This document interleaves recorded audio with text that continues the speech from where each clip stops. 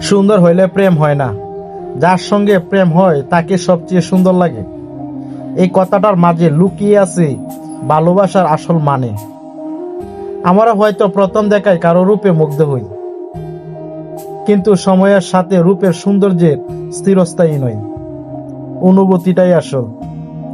যার চোখে নিজের পৃথিবী খুঁজে পায়, যার পাশে থাকতে মনের শান্তি পায়, সে মানুষটাই আমাদের কাছে সবচেয়ে সুন্দর হয়ে ওঠে।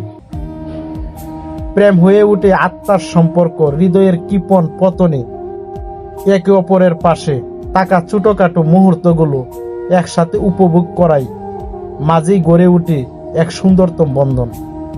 তাই শুধু বাহিরের রূপ নয়, সত্যিকার ভালোবাসা তখনই জন্ম নেয় যখন একজন মানুষকে তার সমস্ত ভাঙ্গাচোরা হাসি, কান্না, আলো, অন্ধকার সহ গ্রহণ করি। তখনই বুঝি সেই আমার পৃথিবীর সবচেয়ে সুন্দরতম মানুষ। এটাই বাস্তব।